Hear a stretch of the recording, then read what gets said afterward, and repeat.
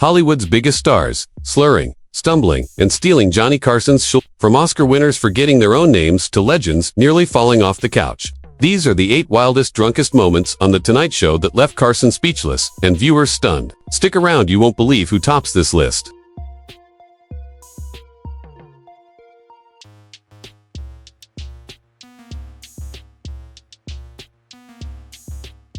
When Truman Capote stepped onto The Tonight Show stage in 1980, the audience sensed trouble immediately. The celebrated author of In Cold Blood and Breakfast at Tiffany's, famed for his biting wit and keen intellect, could hardly make it from the curtain to his seat without wobbling. What unfolded was arguably the most agonizing 17 minutes in the show's history. From Carson's standard opening, "Great to have you here," it was obvious Capote was heavily intoxicated. His attempt at a clever reply came out as a garbled murmur, prompting Carson to lean in with a puzzled, "Pardon me." The discomfort only escalated. Capote slurred every sentence, often to the point of incomprehensibility, leaving even Carson, adept at decoding nervous or accented guests, visibly baffled. When asked about his latest book, Capote veered into a meandering tale that zigzagged aimlessly, landing on a strange anecdote about Montgomery Clift that lacked any structure. The audience, initially thrilled to see the literary icon, grew uneasy as the segment dragged on. Nervous chuckles broke out when Capote, seemingly unaware he was on live TV, turned to Ed McMahon and asked if he could sit on his lap.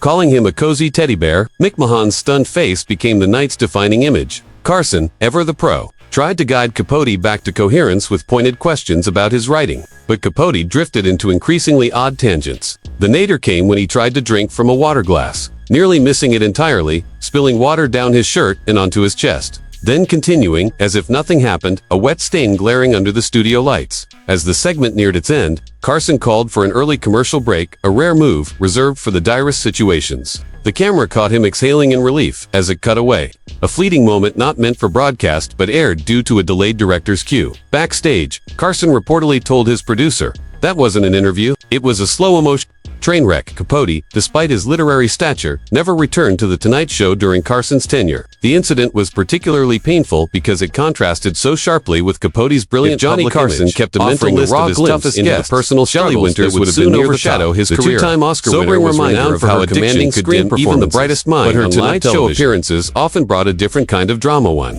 fueled by pre-show cocktails and a disregard for talk show norms. Winters' tendency to arrive tipsy was so well known that the staff had a protocol: book her as the second or third guest, hoping she'd sober up backstage. This rarely worked, as Winters often kept drinking in her dressing room until her entrance. Her most infamous appearance came in